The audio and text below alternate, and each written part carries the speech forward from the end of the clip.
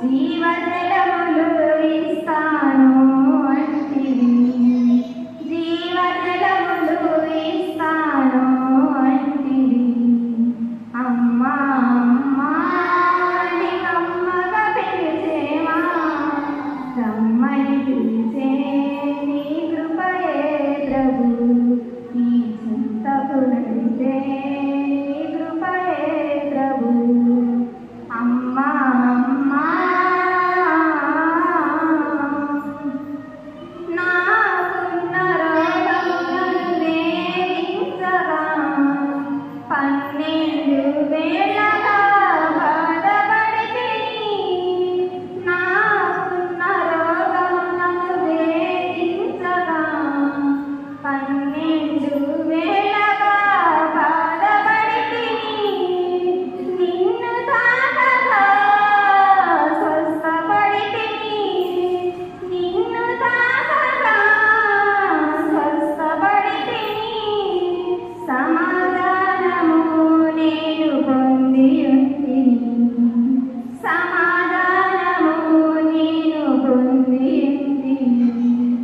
అమ్మా అమ్మా అని కమ్మగా పిలిచేవా, రమ్మని పిలిచే నీ కృపయే ప్రభు, నీ చింతకు నడిపే నీ కృపయే ప్రభు. అమ్మా అమ్మా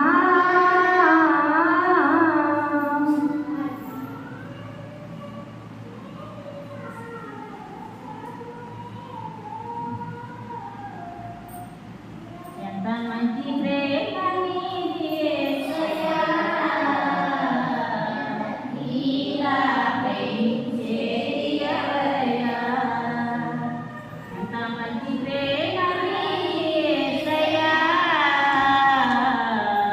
నీలా ప్రేమించేది ఎవరయ్యా. అడగకపోయినా అక్కరలేనా, అడగకపోయినా అక్కరలేనా, అలసానే గరుడు నీవే కదా, అలసానే గరుడు నీవే కదా. ఎంత మంచి ప్రేమ నీది యేసయ్యా, నీలా ప్రేమించేది ఎవరయ్యా. ఎంత మంచి ప్రేమ నీది యేసయ్యా, నీలా ప్రేమించేది ఎవరయ్యా. నీ సత్యమైన నీ ప్రజల స్నేహముకై, నీ సత్యమైన నీ ప్రజల స్నేహముకై రాజాగిరి మార్చిన వాడవు నీవు, రాజాగిరి మార్చిన వాడవు నీవు. రాజులని మార్చిన రారాజు, రాజులని కూర్చిన జయశాలివు. రాజులని మార్చిన రారాజు, రాజులని కూర్చిన జయశాలివు. యేసయ్యా నీ ప్రేమే మధురం, యేసయ్యా నీ కృపయే అమరం. యేసయ్యా నీ ప్రేమే మధురం, యేసయ్యా నీ కృపయే అమరం. ఎంత మంచి ప్రేమ నీది యేసయ్యా, నీలా ప్రేమించేది ఎవరయ్యా. నీ సత్యమైన నీ ప్రజల కోసమై, నీ సత్యమైన నీ ప్రజల కోసమై, యేసయ్యా నీ ప్రేమే మధురం, యేసయ్యా నీ కృపయే అమరం. యేసయ్యా నీ ప్రేమే మధురం, యేసయ్యా నీ కృపయే అమరం. ఎంత మంచి ప్రేమ నీది యేసయ్యా,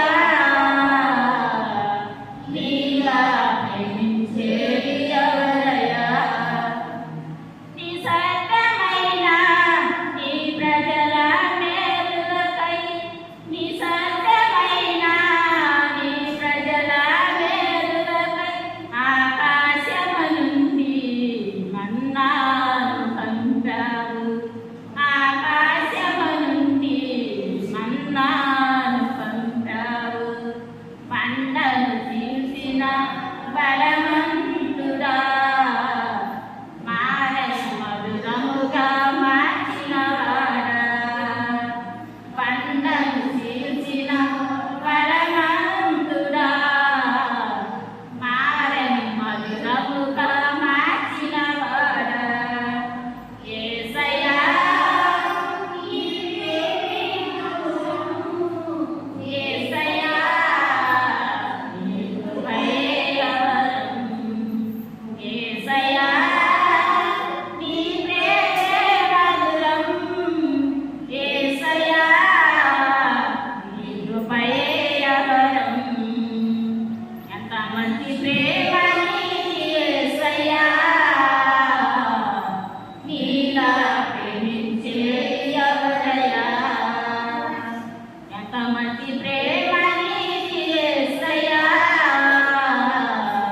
నీలా ప్రేమించే ఎవరయ్యా అడగకపోయినా అక్కరలేనా అడగకపోయినా అక్కరలేనా అలస మేఘము నీవే కదా అలస మేఘము నీవే కదా ఎంత మంచి ప్రేమ నీది యేసయ్యా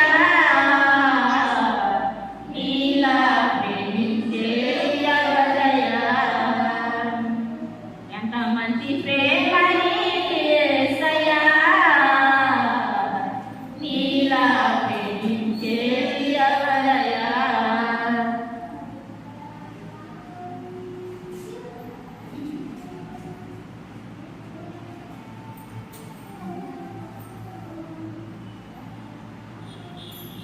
తోడుగా ఉన్నవాడవే నా చేయి పట్టి నడుపువాడవే తోడుగా ఉన్నవాడవే నా చేయి పట్టి నడుపువాడవే నా పక్షమున నిలుచువాడవే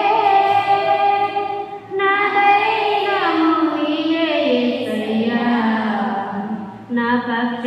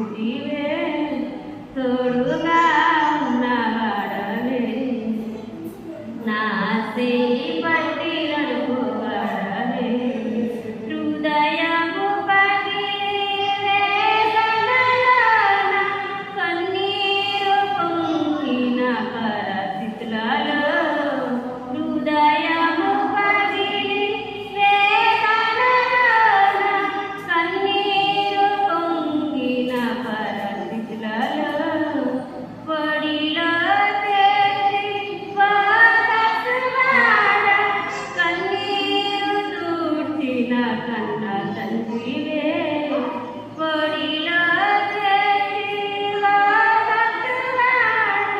కన్నీరు చూసిన కన్న తండ్రివే తోడుగా ఉన్నవాడవే నా చెయ్యి పట్టిన వాడవే నా పక్షమున నిలువాడవే నా దైవము నీవే యేసయ్యా యేసయ్యా యేసయ్యా కృతజ్ఞత స్తుతులు నీకేనయ్యా కృతజ్ఞత స్తుతులు నీకేనయ్యా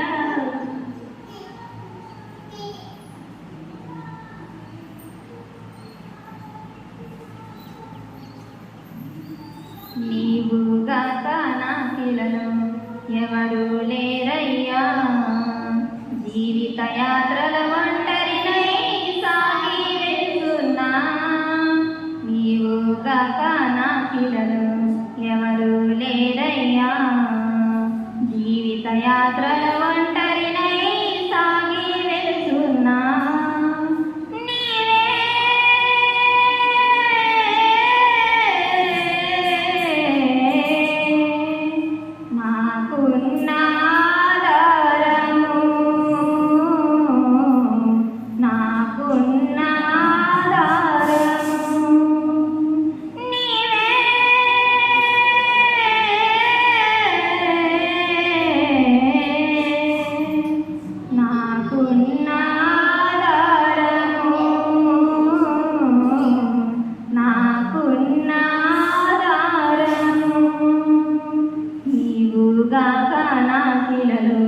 ఎవరు లేరయ్యా జీవిత యాత్రల ఒంటరినై సాగి వెళ్తున్నా అరణ్య యాత్రలో ఒంటరిగా వెళుతున్నా మార్గము తెలియక నీ వైపే చూస్తున్నా అరణ్య యాత్రలో ఒంటరిగా వెళుతున్నా మార్గము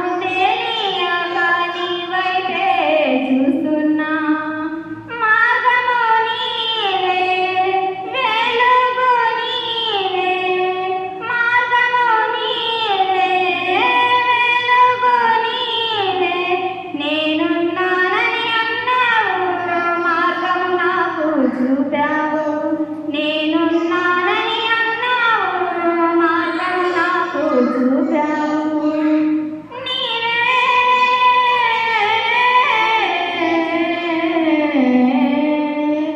వెలుగైన నా మార్గము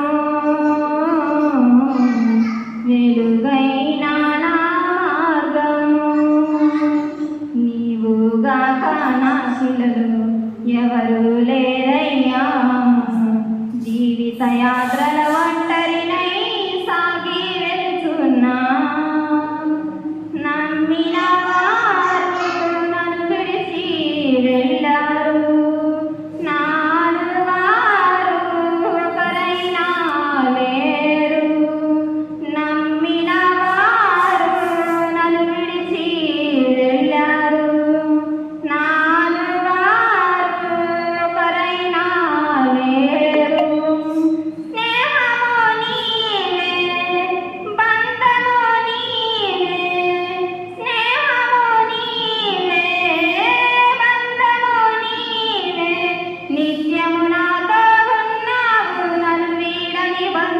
యేసయ్యా నిత్యము నాతో ఉన్నావు నన్ను వీడని బంధము యేసయ్యా నీవే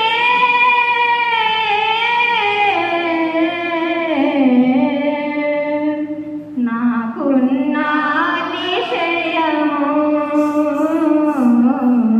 నాకున్న అతిశయము నీవుగాక నాకిలలో ఎవరు లేరయ్యా జీవిత యాత్రల ఒంటరినై సాగి వెళ్తున్నా కన్నీళ్ళే నాకు అన్నపానములాయే వేదనలే నాకు బంధ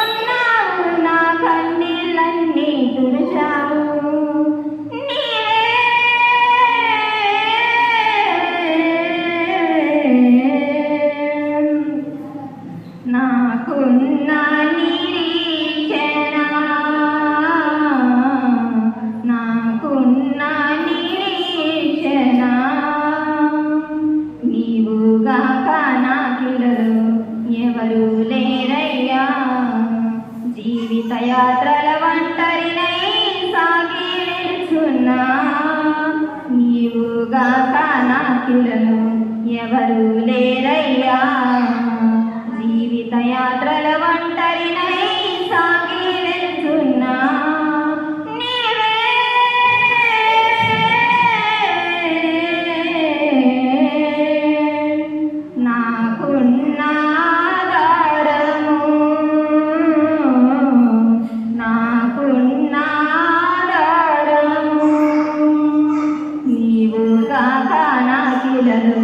ఎవరు లేరయ్యా జీవిత యాత్రల ఒంటరినై సాగి వెళ్తున్నా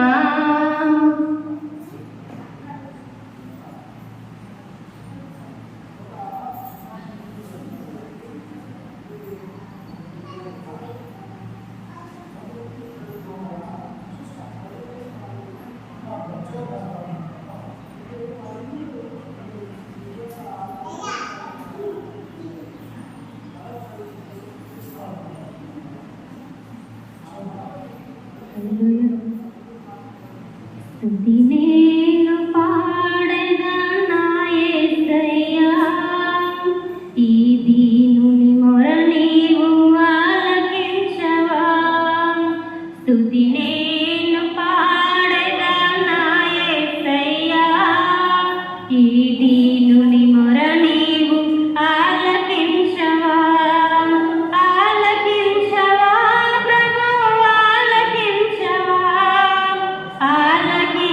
నన్ను నీవు ఆదరించవా ఆలకించవా ప్రభు ఆలకించవా ఆలకించి నన్ను నీవు ఆదరించవా స్తుతి నేను పాడగా నా యేసయ్యా ఈ దీనుని మొర నీవు ఆలకించవా ఈ దీనుని మొర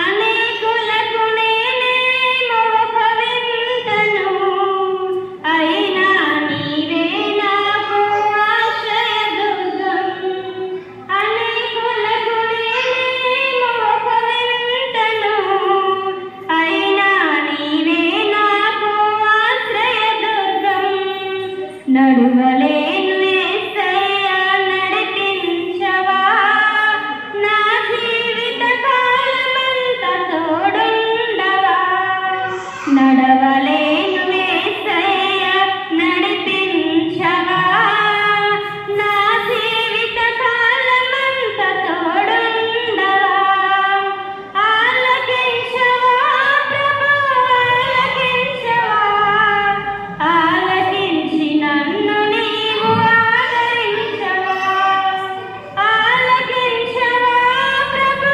ఆలకించవా ఆలకించి నన్ను నీవు ఆదరించవా స్తుతి నేను పాడగా నా యేసయ్యా ఈ దీనుని మొర నీవు ఆలకించవా ఈ దీనుని మొర నీవు ఆలకించవా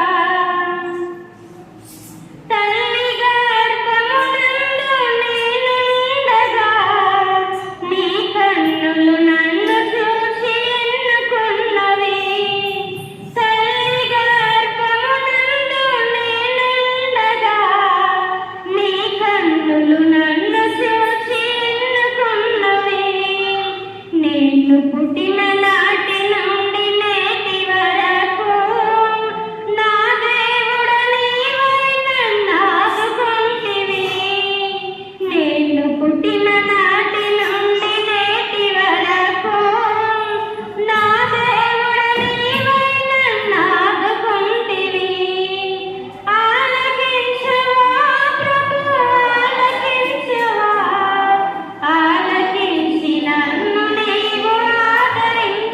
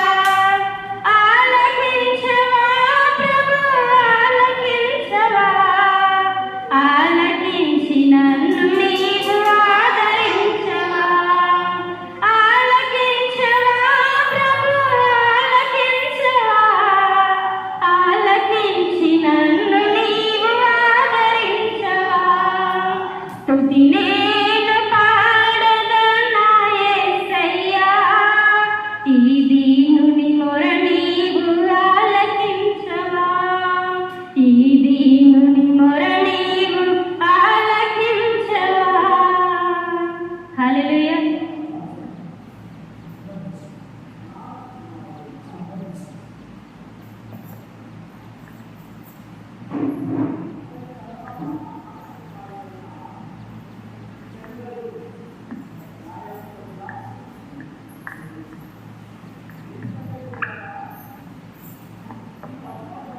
క్రీస్తునందు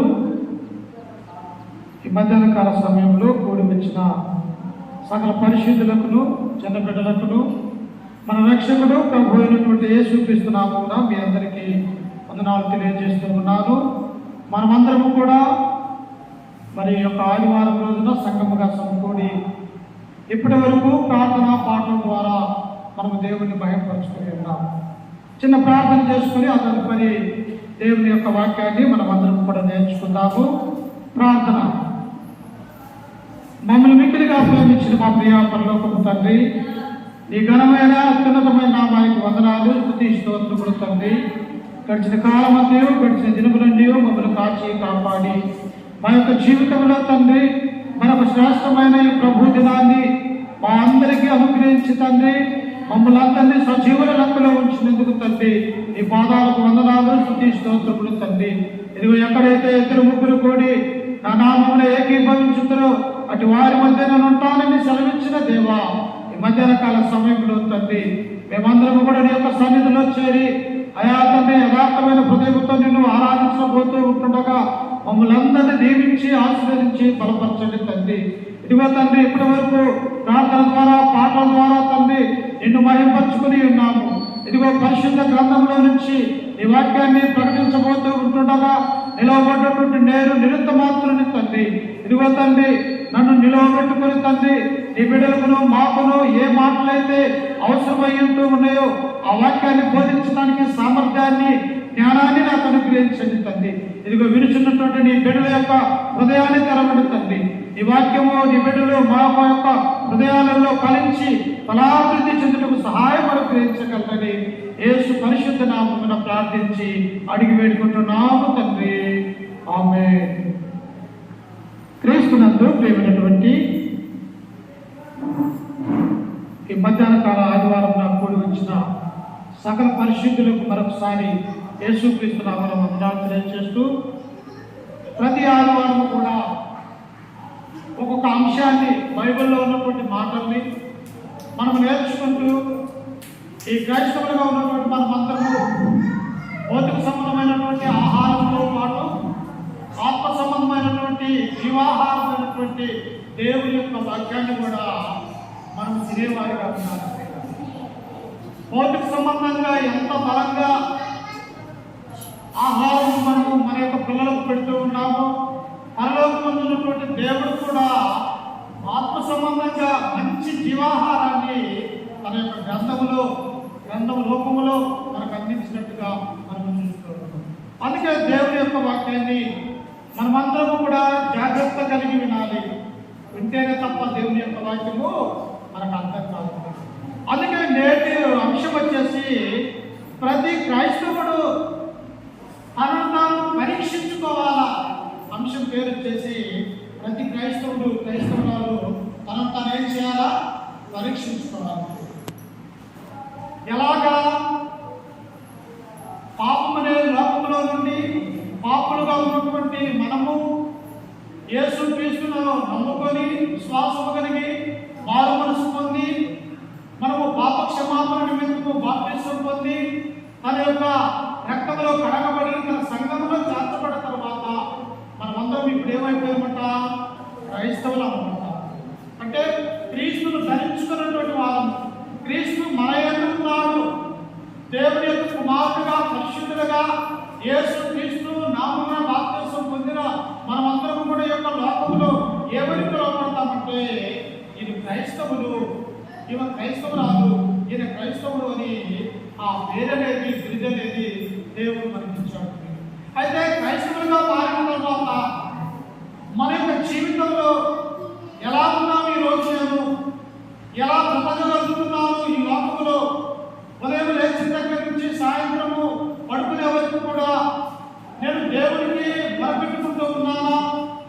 దేవుల్లో ఉన్నామా, లేకపోతే భక్తి సంబంధమైనటువంటి విషయాలలో ఉన్నామని ప్రతి దినము క్రైస్తవుడు ఏం చేయాలంటే పరీక్షించుకోవాలి మన యొక్క ఆత్మను ప్రియ.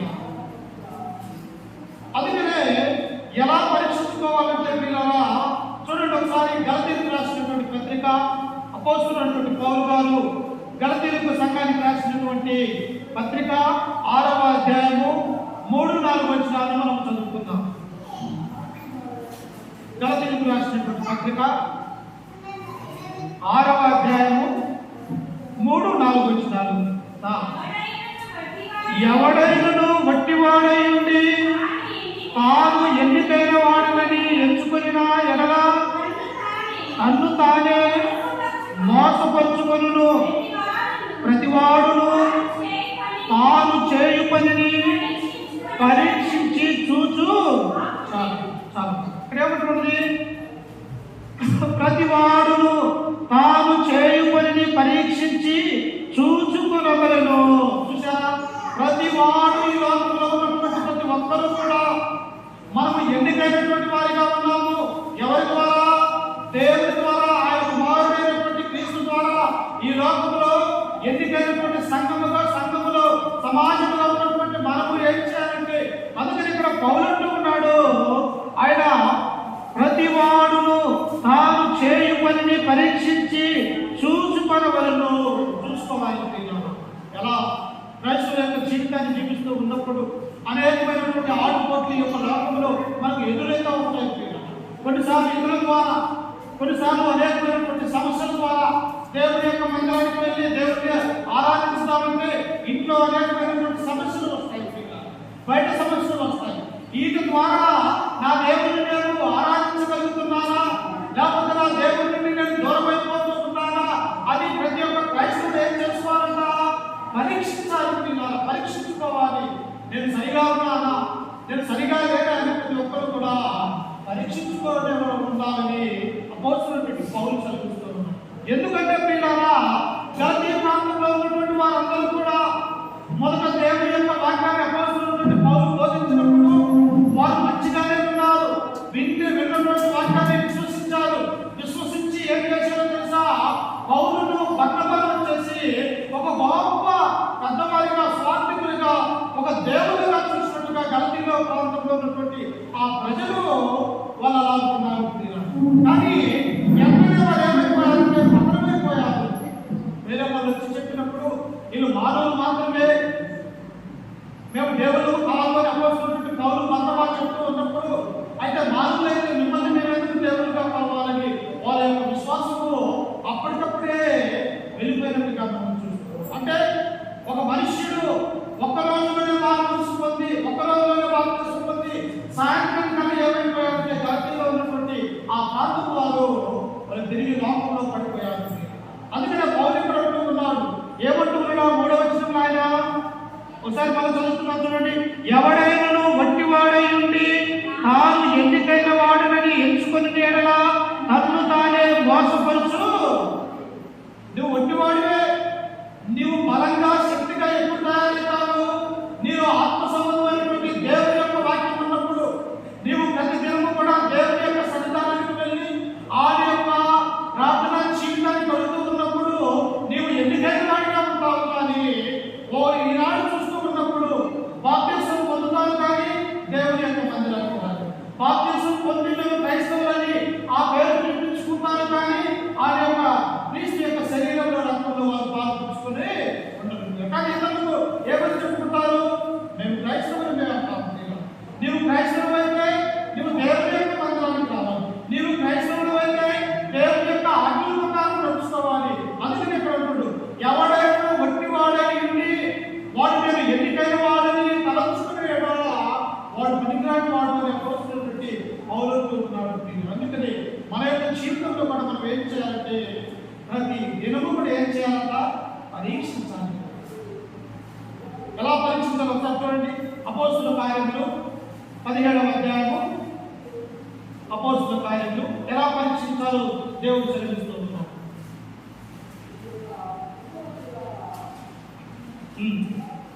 అపోస్తలుల కార్యములు 17వ అధ్యాయం 11వ వచనం చదువుకుందాం. చూడండి వాళ్ళు ఎలా పరీక్షించుతున్నారు. అయితే 17-11 వీరు తెస్సలోనికలో ఉన్నవారి కంటే గనులై ఉండిరి కనుక ఆసక్తితో వాక్యమును అంగీకరించి పౌలును శీలయును చెప్పిన సంగతులు అలా ఉన్నవో లేవో అని ప్రతి దినమును లేఖనములను పరిశోధించుచు. ఇప్పుడు ఎవరు నిజమైన క్రైస్తవులు? బెరయమైనటువంటి సంఘాల గురించి దేవుడు సెలవిస్తూ ఉన్నాడు. ఏమంటున్నాడు? వీరు తెస్సలోనికలో ఉన్న వారి కంటే వీరు గనులై ఉన్నారు. దేని విషయంలో ఘనంగా ఉన్నారంటే అపోస్తలుడైన పౌలు శీలను ఆ ప్రాంతానికి వెళ్ళి దేవుని యొక్క వాక్యాన్ని వారికి ప్రకటిస్తూ ఉన్నప్పుడు ఈరేం చేస్తున్నారంటే వింటున్నటువంటి ఈ బెరయ సంఘస్థులు ప్రతి దినము కూడా లేఖనాలని పరీక్షిస్తూ ఇవి ఒప్ప, ఏం చెప్పేది తప్ప, ఇవి దేవుడు చెప్పిన విధంగా ఉన్నదా లేకపోతే వీళ్ళు సొంతంగా మాట్లాడుతూ ఉన్నారు అని చెప్పేసి బెరయలో ఉన్నటువంటి సంఘస్థులు ఏం చేశారంటే ప్రతి దినము కూడా లేఖనాలు ఏం చేస్తున్నారంట? పరీక్షిస్తూ ఉన్నారు. మనం పరీక్షిస్తూ ఉన్నామా? దేవుని యొక్క సువార్త ప్రకటించబడుతూ ఉన్నప్పుడు ఏది సత్యమో, ఏవి అసత్యమైనవో, ఏవి మంచివో, ఏవి చెడువో మన యొక్క హృదయానికి అర్థం చేసుకోవాలని దేవుడు కోరుకుంటున్నాం. అందుకని ప్రతి క్రైస్తవురాలు ఏం చేయాలంటే తాను పరీక్షించుకోవాలి. అందుకే ఒకసారి చూడండి, కొరింథీయులకు రాసినటువంటి 2వ పత్రిక 13వ అధ్యాయము 5వ వచనాన్ని మనం చదువుకున్నాం. చూడండి, చాలా చక్కటి విషయాలు దేవుడు మనకు సెలవిస్తూ ఉన్నాడు. మీరు విశ్వాసము గలవారై ఉన్నారో లేదో మిమ్మల్ని మీరే చూడండి.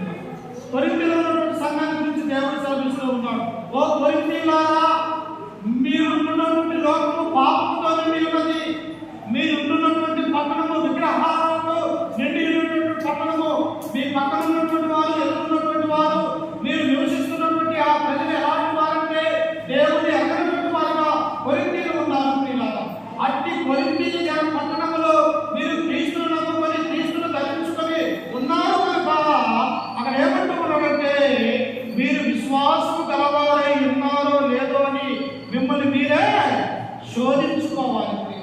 శోధన అంటే పరీక్షించబడుతూ ఉన్నాడు. శోధించుకోవాలి. నేను ఎలా ఉన్నా, నా జీవితం ఎలా ఉన్నది, నా నడవడికి ఎలా ఉన్నది, ఉదయం లేచిన దగ్గర నుంచి నేను మాట్లాడే మాట ఎలా ఉన్నది, ప్రతి విషయం కూడా నేను దేవుడి వల్లే నడుచుకుంటున్నానా లేకపోతే తిరిగి లోకం వైపు వెళ్ళిపోతున్నానని మన హృదయాన్ని మనము పరీక్షించుకోవాలి. అందుకనే అపోస్తలుడైన పౌలు కొరింథీయులో ఉన్నటువంటి సంఘానికి తెలియపరుస్తూ మొదటి కొరింథీ పత్రిక 11వ అధ్యాయం 1వ వచనంలో నేను క్రీస్తును కోరి నడుస్తున్న ప్రకారము మీరు నన్ను కోరి, నేను ఎలాగైతే క్రీస్తును అనుసరించానో, క్రీస్తు యొక్క బాధ ఉన్నా, క్రీస్తు యొక్క మాటలు విన్నా, ఆయనతో నేను సజీవుడిగా మాట్లాడిన ఇంటి పరిస్థితుల్లో అన్నీ కూడా నేను అవలంబించుకొని నేను క్రీస్తు నడిచినటువంటి మార్గంలో నేను నడిచిన్నాను. ఇప్పుడు ఏం చేయాలంట? కొరింథీలో ఉన్నటువంటి క్రైస్తవులు అవునంటున్నాడు, మీరు నన్ను చూసి కూడా నడుచుకోవాలి. అందుకని ప్రతి విషయం కూడా మన యొక్క జీవితంలో పరీక్ష ఉండాలి. సంవత్సరం అంతా కూడా విద్యార్థులు ఏం చేస్తారంటే స్కూల్కి వెళ్ళి ఆ పాఠాలు విన్న తర్వాత చివరిలో ఉపాధ్యాయులు ఏం చేస్తారంటే పబ్లిక్ పరీక్ష ఏర్పాటు చేసి వీళ్ళు ఎంతవరకు చదివారా, ఎంతవరకు రాయగలుగుతారని చెప్పేసి పరీక్ష పెడతారు. ఎందుకు? ఆ పరీక్షలో విజయం సాధిస్తేనే, పాస్ అయితేనే పై చదువులు చదివేది. అలాగే క్రైస్తవుల యొక్క జీవితంలో ఈ సాతాను యొక్క బంధకాలలో, పాపం అనే చిక్కులలో నుంచి విడిపోయి దేవునిలోకి వస్తేనే మనం కూడా పరలోక రాజ్యము, నిత్యరాజ్యం గురించి ఆరంభాన్ని విషయాన్ని దేవుడు సెలవిస్తూ ఉన్నాం. ఇంకా మనం చదువుకుంటూ ఉన్నట్లయితే అదే కొరింథీయులకు రాసినటువంటి మొదటి పత్రిక 11వ అధ్యాయం 28వ వచనం అంటాడు. చూడండి ఒకసారి, 11వ అధ్యాయం 28వ వచనం అంటాడు. మొదటి కొరింథీ 11వ అధ్యాయం 28వ వచనం. కాబట్టి ప్రతి మనుష్యుడు తనను తాను పరీక్షించు. చూడండి, ఎందుకు ఇన్నిసార్లు పరిశుద్ధాత్మలో దేవుడు మనకు ఎందుకు రాసుకున్నాడంటే మనము పడిపోతామని, మనము దేవుడి నుండి దూరమైపోతామని ప్రతి నిత్యము కూడా మీరు పరీక్షించుకోవాలి మీ జీవితాన్ని. ఎందుకంటే సాతాను వాడు అనేకమైనటువంటి చిక్కులు పెట్టడానికి అవకాశం ఉన్నది. మీ ప్రార్థనకు ఆటంకం కలగజేయచ్చు. నువ్వు మందిరానికి వెళ్ళాలని నీ మనసులో ఉన్నప్పటికీ ఏదో ఒకటి తీసుకుని వచ్చి అడ్డగించవచ్చు మీద. అందుకని ఏం చేయాలంటే మనము పరీక్షకు గురవుతూ ఉన్నాము కాబట్టి ఇవి దాటుకొని దేవుని యొక్క మందిరానికి మనం అందరం కూడా వచ్చాలి రావాలి. ఎందుకు? పాపం అనేది సులువుగా చిక్కులు పెడుతుంది సాతాను. ఒక్క దెబ్బలోనే వాడు మనల్ని పాతాళానికి తోసే సమర్థుడు సాతాను అనేవాడు. అయితే అంతటి అగాధంలో నుంచి కూడా పైకి లేపే దేవుడు మన దేవుడు అనే విషయాన్ని మనం గుర్తుంచుకోవాలి. అందుకని ఇక్కడ కూడా పౌరుడు ఉన్నాడు, మనం పరీక్షించుకోవాలి. అమృతాలు పరీక్షించుకోకపోతే దేవుడితో పాటు ఉన్నటువంటి ఇశ్రాయేలు యొక్క జీవితం ఏమైపోయినది? 33 సంవత్సరాలు యేసుక్రీస్తు వారి యొక్క లోకంలో ఉండి అనేకమైనటువంటి పరలోక రాజ్య మర్మాలు బోధించాడు. అనేక సూచక్రియలు, అద్భుత క్రియలు, చనిపోయినటువంటి వారి సైతం లేపాడు, కృష్ణురోగులు స్వస్థపరిచాడు, 12 సంవత్సరాల నుంచి రక్తస్రావం కలిగినటువంటి స్త్రీ, ఇలాంటి కార్యాలు అనేకము దేవుడు చేసినప్పటికీ తన పక్కన ఉన్నటువంటి 12 మందిలో ఒకడైనటువంటి స్త్రీ యొక్క తన కళతో చూశాడు, తన చేతులతో తాకాడు. కానీ ఏమైపోయాడు? డబ్బులకు అమ్ముడుపోయి, వెండికి అమ్ముడుపోయి క్రీస్తును అందివేసినట్టుగా మనం చూస్తాం. అంటే పడిపోయాడా? పడిపోలేదా? పడిపోయాడు. అందుకనే మనము కూడా స్థిరమైనటువంటి మనసు కలిగి లేకపోతే, స్థిరమైనటువంటి విశ్వాసము మనము కలిగి లేకపోతే మనము కూడా పడిపోవటానికి అవకాశం ఉన్నది అని మనకు దేవుడు సెలవిస్తూ ఉన్నాడు. అందుకనే ఇశ్రాయేలు యోధా కూడా పడిపోయినట్టుగా మనం చూస్తూ ఉన్నాం. అయితే పిల్లలా, ఈనాడు క్రైస్తవులుగా ఉన్నటువంటి మనము క్రైస్తవుల యొక్క పేరు పెట్టుకొని క్రైస్తవులుగా ఈ లోకంలో నామకరణం చేసుకున్న తర్వాత మన యొక్క జీవితాలలో కొంతమందిని చూస్తుంటే వారి వారి ఇష్టానుసారమైనటువంటి జీవితాలు జీవిస్తారు. ఆరాధనకు వస్తాము, దేవుని యొక్క మందిరంలో ఉంటాము, ఆయన పరిశుద్ధమైనటువంటి శరీరాన్ని రక్తాన్ని తాగుతాము, తిరిగి లోకానుసారంగా మనం జీవిస్తాము. అందుకనే రెండవది ఏంటంటే మనము మన ఇష్టానుసారంగా జీవించకూడదు. దేవుని యొక్క చిత్తమేమిటో, దేవుని యొక్క సంకల్పం ఏమిటో, ఆయన చిత్తమేదో కనుగొని ఆయన చిత్తం ప్రకారం జీవించాలని దేవుడు కోరుకుంటూ ఉన్నాము. కానీ ఈనాడు అనేక మంది ఏం చేస్తుంటే దేవుడి చిత్తాన్ని వదిలివేసి, దేవుని యొక్క సంకల్పం వదిలివేసి భౌతిక సంబంధమైనటువంటి ఇష్టాలని నెరవేర్చుకునే వారిని అనుకుంటూ ఉన్నాం. అందుకనే చూడండి, కీర్తనకారుడు ఇటు వారి గురించి మనకు తెలియపరుస్తూ ఉన్నాడు. 10వ కీర్తన 4వ వచనంలో చదువుకుంటే అక్కడ కీర్తనకారుడు అలాంటి దేవుని ఎరగక, దేవుని యొక్క చిత్తానికి లోబడక మన ఇష్టానుసారంగా తిరిగితే అక్కడ మనకు దేవుడు సెలవిస్తూ ఉన్నాడు. చూడండి 10వ కీర్తన 4వ వచనము, దుష్టులు పొగరెత్తి యెహోవా విచారణ చేయడం పొందును. ఎవరంట? క్రీస్తును నమ్మినటువంటి వారే. క్రీస్తును నమ్మి తిరిగి లోకంలో పడిపోయినటువంటి ఈ యొక్క దుష్టులు అనగా వారి యొక్క హృదయం, వారి యొక్క ఆలోచన దేవుడి నుండి దూరమైపోయి ఉన్నది. దేవుడి నుండి దూరమైపోయి ఉన్నది. అందుకనే కీర్తనకారుడు అంటూ ఉన్నాడు, దుష్టులు పొగరెక్కి యెహోవా విచారణ చేయడం పొందును. చేస్తారా? చేయడం? మనకు చీకటిలో చేసినటువంటి ఆ పాపం సైతము వెలుగులో అందరికీ కూడా చూపించే దేవుడు. దావీదు చేశాడు పాపం. ఎక్కడ చేశాడు? యుద్ధం ముందు అనేక మంది సైనికులు యుద్ధంలో పోరాడుతున్నారు. కానీ ఎక్కడ ఉన్నాడు? మిద్దె మీద నుండి అనేకమైనటువంటి ఈ భౌతిక సంబంధమైనటువంటి విషయాలు చూస్తూ పాపం చేశాడు. ఆ పాపము ఎవరు చూడలేదనుకున్నాడు. కానీ నాతాను ప్రవక్త వచ్చి నేను చేసింది పాపం అని చెప్పేసి దావీదును గద్దించినట్టుగా మనం చూడగలుగుతాం. అంటే చీకటిలో చేసినటువంటి పాపం సైతము వెలుగులో దేవుడు చూపిస్తారన్నటువంటి విషయాన్ని మనం గుర్తుంచుకోవాలి. అందుకని ఇక్కడ ఏమంటున్నాడు? దుష్టులు పొగరెక్కి యెహోవా విచారణ చేయడం పొందును. దేవుడు లేడని వారెల్లప్పుడూ యోచించుదురు. ఈనాడే ఉన్నాను చూడండి. అమ్మా, మీరు దేవుడిని నమ్ముతున్నారమ్మా, అయ్యా మీరు దేవుడి యొక్క సన్నిధానానికి రండి. ఎంతసేపు మీరు బయట గంటలు ఉంటారు, కానీ దేవుడి యొక్క సన్నిధానంలో ఒక 10 నిమిషాలుగా దేవుడి యొక్క వాక్యాన్ని వినండి. మీ మనసు మారుతుంది, మీరు రక్షింపబడతారు అని చెప్పేసి మనం ఎక్కడ చెప్పినట్లయితే వాళ్ళు ఏం చేస్తారు తెలుసా? మనల్ని ఎగతాళి చేస్తారు.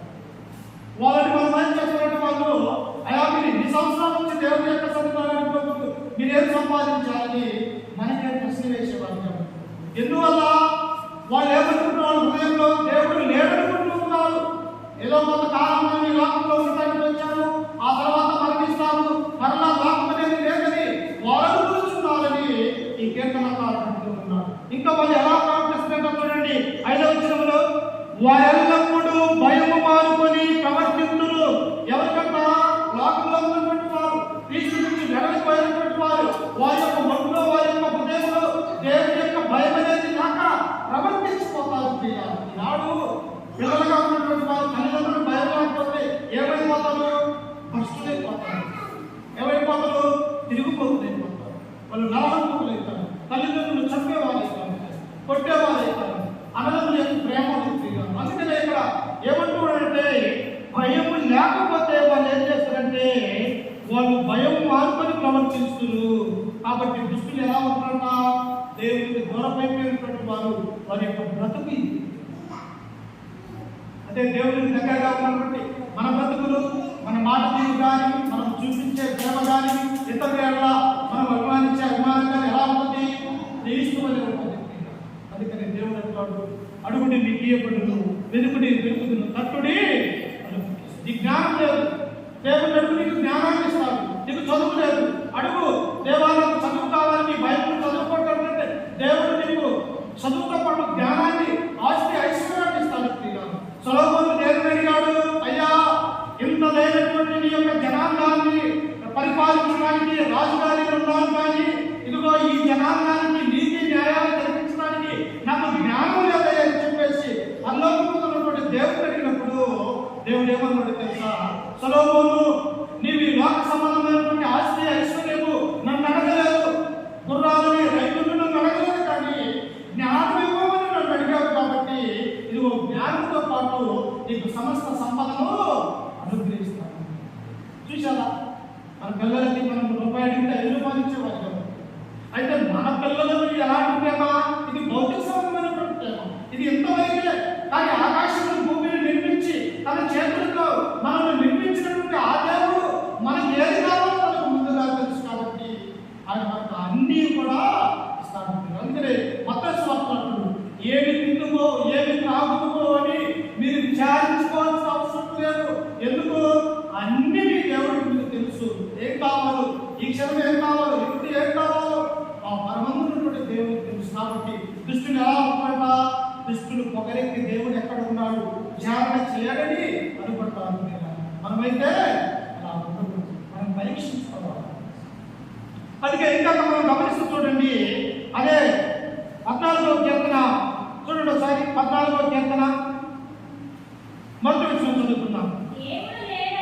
దేవుడు లేడని బుద్ధిహీనులు తమ హృదయములో ఎక్కడ అనుకుంటున్నా? ఇక్కడ వచ్చేసేమో దుష్టులు పొగరెక్కి దేవుడు మనల్ని విచారిస్తారని చెప్పేసి అనేకమైనటువంటి పాపాలు చేస్తూ ఉన్నారు. 10వ కీర్తనలో ఈ 14వ వచ్చేసరికి కీర్తనకారుడు అంటున్నాడు, దేవుడు లేడని బుద్ధిహీనులు తమ హృదయములో ఆలోచించుకున్నారు. అందుకనే దేవుడు హృదయం నిండిన దాన్ని బట్టి నోరు. నీ హృదయంలో ఏ కపటం ఉన్నదో, నీ హృదయంలో మంచి ఆలోచన, మంచి ఉంటుంటే నీ నోటి మాట కూడా మంచిగా ఉంటుంది. ఒకవేళ నీ హృదయంలో కలహం ఉంది, ప్రశ్నతో ఏదో తేడా తెలియనటువంటి ఆ హృదయంలో ఉన్నట్లయితే మనం అలాగే ప్రవర్తించేవాడిగా ఉంటాం. అందుకని ఇక్కడ అంటూ ఉన్నాడు, దేవుడు లేదని బుద్ధిహీనులు తమ హృదయములో అనుకుందురు, వారు దుష్ట ప్రవర్తనులై అసహ్య కార్యములు చేయుదురు, మేలు చేయు ఒకడును. ఈనాడు యేసుక్రీస్తు జీవించినటువంటి కాలంలోనే కొన్ని కోట్ల మంది ఉన్నప్పటికీ కూడా మేలు చేసేవారు ఎవరు కూడా లేదని క్రీస్తు సాధిస్తారు. అందుకనే రోమిలకు రాసినటువంటి పత్రిక 3:11 ఒకడు నీతిమంతుడు లేడు, ఒక్కడునూ లేడు, దేవుడిని వెలుగువాడు ఎవడు లేడు, ఆయన గ్రహించువాడు ఎవడు కూడా లేడు. అందుకనే ప్రతి క్రైస్తవులు ఏం చేయాలి? అనంతాన్ని పరీక్షించుకోవాలి. నేను దుష్టుల వలె ఉన్నాను, లోకస్తుల వలె ఉన్నాను, లేకపోతే బైబిల్లో ఉన్నటువంటి క్రైస్తవుల వలె, క్రీస్తుని నమ్ముకున్నటువంటి వారి పిల్లల వలె ఉన్నారా అని మనం ఏం చేయాలంటే ప్రతి దినము, ప్రతి నిమిషము మనం పరీక్షించుకోవాలి. ఇంకా మనము చూడండి, ఇంకా మనము చదువుకుంటున్నట్టయితే చూడండి, వివేకము కలిగి దేవుణ్ణి వెనుకవాడు కలడేమో అని యెహోవా ఆకాశము నుండి చూసి నరులను పరిశీలించెను. చూసారా, దేవుడు ఉన్నాడు. ఇంత భూగోళంలో ఇన్ని కోట్ల మంది అనేటువంటి ప్రజలు ఉన్నారు. వీళ్ళందరూ కూడా నా బిడ్డలే. కానీ నన్ను ఎవరన్నా వెతుకుతున్నా, నన్ను వెతికి కనుగొని వారు ఎవరైనా ఈ లోకంలో స్త్రీ కానీ పురుషుడు కానీ ఎవరైనా ఉన్నారా అని పరలోకంలో నుండి మనం చూస్తూ ఉన్నాము. అది మనమేమి చెప్తూ ఉన్నాము? లోక సంబంధమైనటువంటి ధన బాగా భోగాల గురించి ఆశ్చర్యపోతున్నాము. కానీ దేవుడు ఏమంటున్నాడు? ఎవడైనా వివేకము కలిగి ఇదిగో నన్ను వెతుకువాడు కలడేమో అని యెహోవా ఆకాశము నుండి చూసి నరుని ఏం చేస్తున్నాడు? పరీక్షిస్తున్నాడు. ఇక్కడ ఏమన్నాం మనము? ప్రతి క్రైస్తవుడు తనను తాను ఏం చేయాలా? పరీక్షించుకోవాలి. మనం పరీక్షించుకుంటే ఇంకైతే మళ్ళా మనం పరీక్షించేవాడు తండ్రి. ఇంకా ఈ సమయంలో చూడండి, కానీ 139 చెప్పనా దేవుడు పరీక్షించడానికి మనం అనుకుంటాము. చూడండి 139 కీర్తన మొదటి నుంచి చదువుకుందాము. యెహోవా నీవు నన్ను పరిశోధించి తెలుసుకొని ఉన్నావు. నేను కూర్చుండుట, నేను లేచుట. చూశారు ఇక్కడ మనం ఏమనుకుంటాం? అయ్యా నేను ఇంట్లో ఉన్నాను, నేను బయట ఉన్నాను, లేకపోతే నేను పట్టణంలో ఉన్నాను, లేకపోతే నేను అడవిలో ఉన్నాను, ఎవరు మనం చూడలేదు అనుకొని మనం పాపం చేయగలుగుతామేమో. కాదు, ఇక్కడ ఏమంటున్నాడో తెలుసా? యెహోవా నన్ను పరిశోధించి తెలుసుకొని ఉన్నావు. నేను లేచేది, నేను కూర్చునేది, నేను పడుకునేది, నేను పనికి వెళ్ళేది ఏదైనా కూడా నీవు నన్ను పరీక్షిస్తున్నావయ్యా అంటున్నావు. మనం ఏమనుకుంటామంటే అసలు ఎవరు మనల్ని చూడట్లేదు, మనం ఏదైనా చేయొచ్చు అన్నటువంటి ఆ పాప జీవితంలో మనం. అందుకని ఇక్కడ దాని మారాలంటున్నాడు కింద, నేను కూర్చుంటుట, నేను లేచుట నీకు తెలియను, నాకు తలంపు పుట్టక మునిపే నీవు నా మనస్సు గ్రహించు. ఒక ఆలోచన నీ మదిలోనికి రాకముందే నీవు ఎలా ప్రవర్తిస్తావో అది దేవుడికి తెలుసు. నీవేం చేయగలుగుతావో అది దేవుడికి తెలుసు.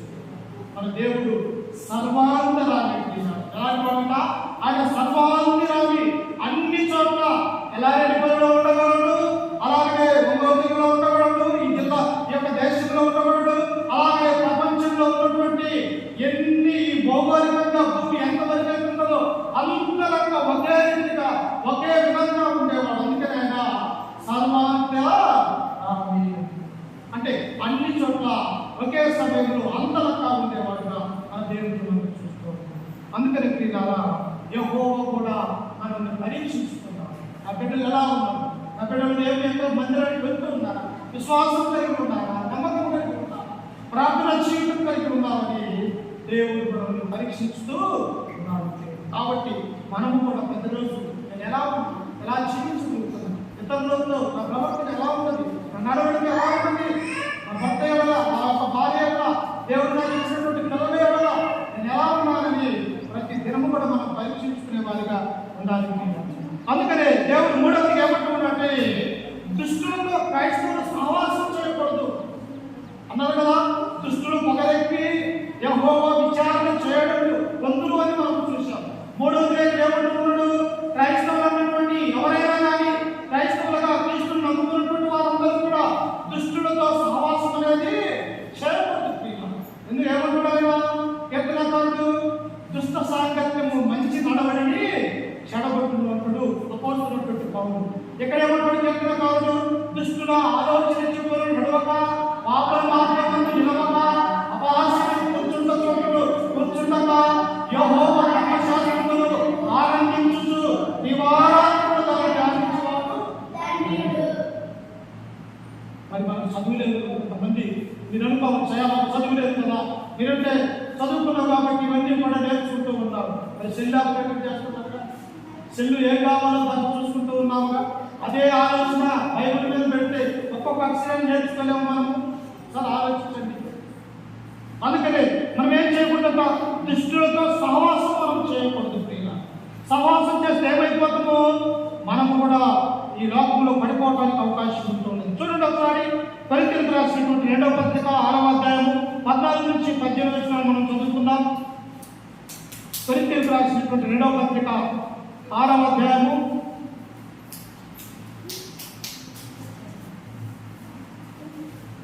14 నుంచి 18 వచనం. మీరు అవిశ్వాసులతో విచ్చోడిగా ఉండకుడి, నీతికి దుర్నీతితో ఏమి సాంగత్యము,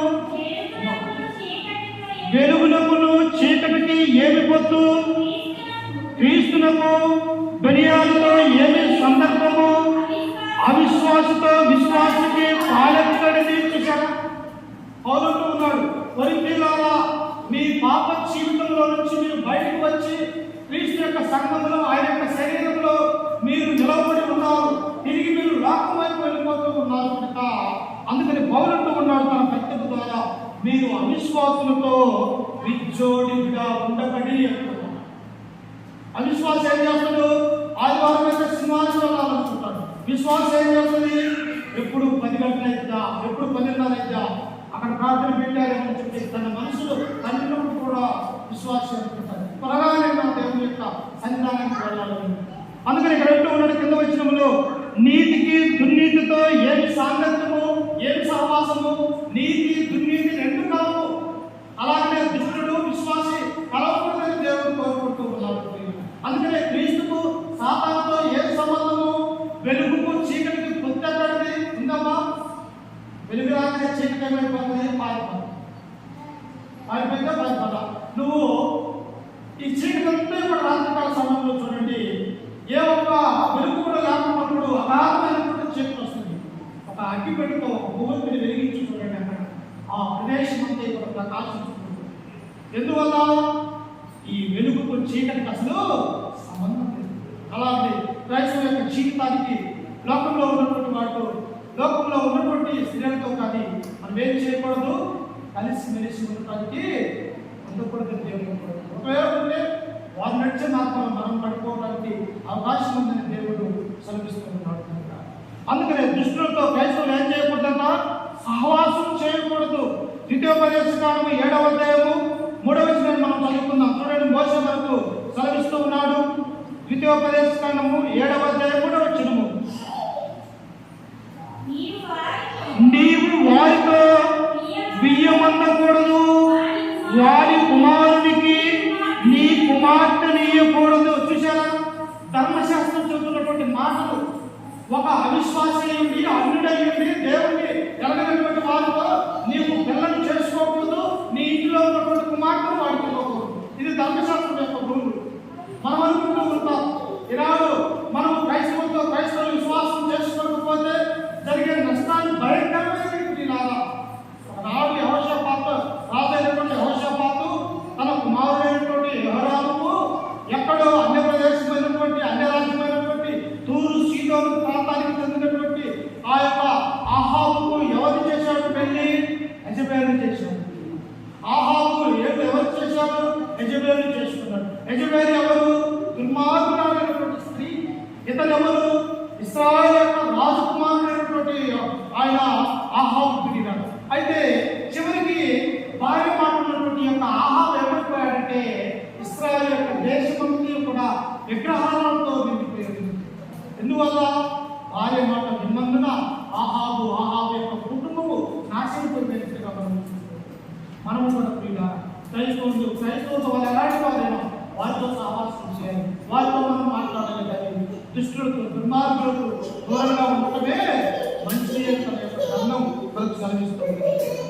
ఇంకా మనం చివరిగా 2 మాటలు చదువుకొని మనం చదువుకుందాం. చూడండి, సామెతల గ్రంథము 13వ అధ్యాయము 20-21 వచనాన్ని మనం చదువుకుందాం. సామెతలు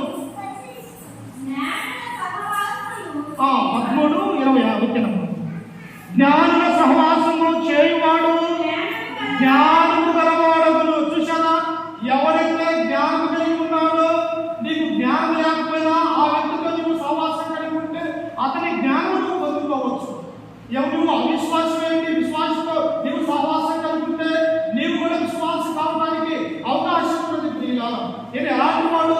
గొప్ప జ్ఞానవంతుడు సొలొమోను. ఇంటి ఆయన ఏమంటూ ఉన్నాడు? 20వ వచనంలో, జ్ఞానుల సహవాసము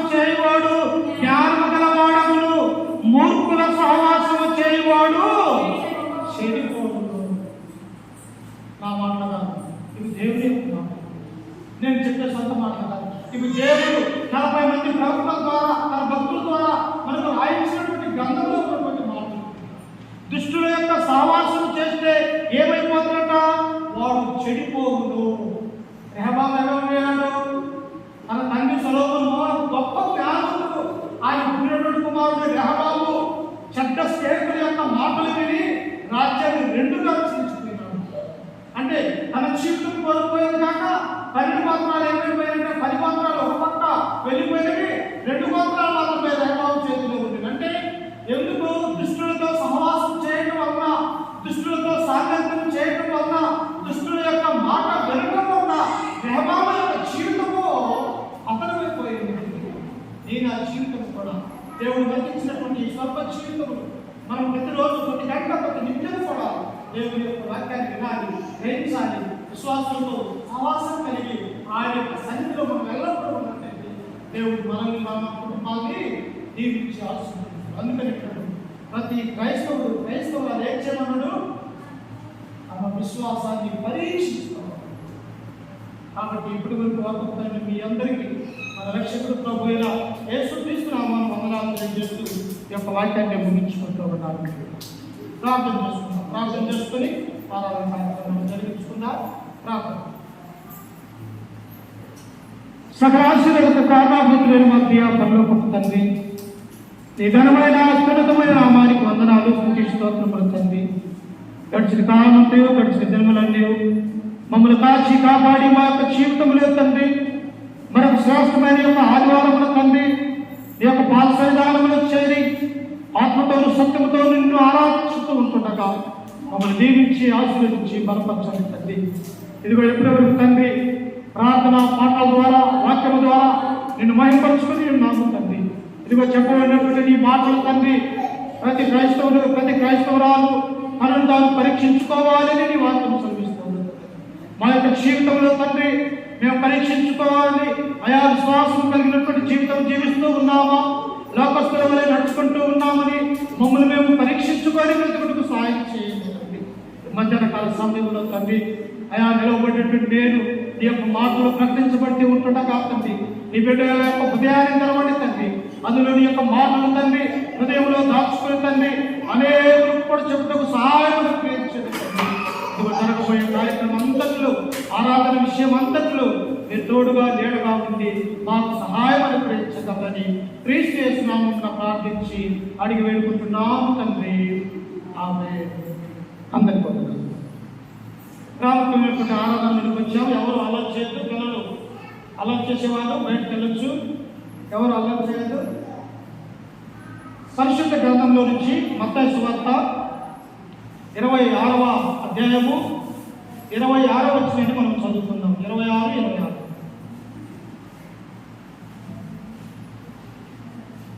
వారు భోజనము చేయుచుండగా యేసు ఒక రొట్టె పట్టుకొని దాన్ని ఆశీర్వదించి విరిచి తన శిష్యులకిచ్చి, మీరు తీసుకొని తినుడి, ఇది నా శరీరమని. నువ్వు నిజమైనటువంటి క్రైస్తవురాలైతే, నువ్వు నిజమైనటువంటి క్రైస్తవుడు అయితే ఆదివారంలో ప్రభు బల కార్యక్రమంలో మనం పాల్గొనాలి.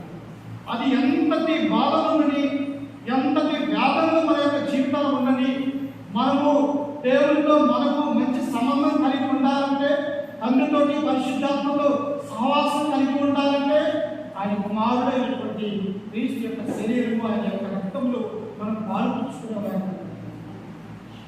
యేసుక్రీస్తు లోకంలో ఉన్నప్పుడు ఏమంటాడు? ఎవరైనను నా శరీరము నా రక్తము తిని త్రాగిన వాడే నిత్యజీవము గలవాడు, అంత్యదినము లేదు నేను వారిని లేపుతున్నాను. ఇది తింటే నువ్వు చనిపోయిన బ్రతుకుతావు. ఇది ఆచరిస్తే ఆయన ఆజ్ఞలు కైకొంటే లోకంలో మనం మరణించిన ఆ పరలోక రాజ్యంలో ఆయనతో పాటు సహవాసం గలవాలని. అపోస్తలులు ఏం చేశారు? ఎన్ని శ్రమలు! అసలు మీరు సువార్త ప్రకటించవద్దని మరణాలతో పెట్టారు, జైల్లో వేశారు, చర్చాల్లో బంధించారు. కానీ వారేం చేశారు తెలుసా? అపోస్తలుల కార్యం 2వ అధ్యాయము 40 నుంచి మనం చదువుకుంటే వారు అపోస్తలులు బోధకులు, సహవాసములు, రొట్టెలు ప్రార్థన చేయటములు ఎడతెగక ఉన్నారు. అనేక జీవితంలో ఎడతెగక ఉన్నారు. ఎడతెగక ప్రార్థన జీవితాన్ని, సహవాసం జీవితాన్ని కలిగి శరీరం మన మధ్యలో ఉంది. ఈ యొక్క శరీరం నిమిత్తమై మనమందరము కూడా దేవుడికి ప్రార్థన చేసుకుందాం. ప్రార్థన.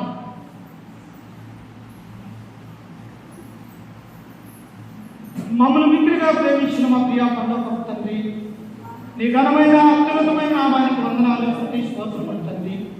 గడిచిన కాలం నీవు, గడిచిన జన్మలో నీవు మమ్మల్ని కాచి కాపాడి మా యొక్క జీవితంలో తండ్రి మరొక శ్రేష్టమైన ఈ ప్రభు దినాన్ని మా కొరకు అనుగ్రహించి మమ్మల్ని అందరినీ కూడా సజీవుల లెక్కలో ఉంచినందుకు తండ్రి నీకు కృతజ్ఞతలు చెల్లిస్తూ ఉన్నాము తండ్రి. ఈ లోకంలో మేము బట్టి వారికి తండ్రి పాపలకు అపరాధములకు నీకు దూరమైపోయినటువంటి బ్రతుకుతున్నటువంటి వారు తండ్రి. మా పాపము నిమిత్తమై నీ కుమారుడు మా రక్షకుడు ప్రభు అయిన యేసుక్రీస్తు వారి యొక్క లోకానికి వచ్చి 33 సంవత్సరాలు మా మధ్యలో జీవించి ఆయా తండ్రి మా పాపములను తీసివేయడానికి ఆ కలువరి గిన్నెల యొక్క పరిశుద్ధమైన రక్తాన్ని చిందించినట్టుగా మేము చూస్తూ ఉన్నాం. ఆయన పొందిన దెబ్బల చేత మాకు స్వస్థత కలుగుతూ ఉంది. మా కొరకు ఆయన నిందలపడ్డాడు, మా కొరకు ఆయన మరణించాడు, మా కొరకు శిలువ వేయబడ్డాడు. మేము చేసిన పాపముల కొరకు ఆయన మరణించి సమాధి చేయబడి తిరిగి లేచిన క్రీస్తు యొక్క మరణ సమాధి పునరుత్థానాన్ని మేము జ్ఞాపకం చేసుకుంటుండగా మాకు నిత్య రాజ్యాన్ని అనుగ్రహించేది తండ్రి. ఇదిగో ఇది క్రీస్తు శరీరం అని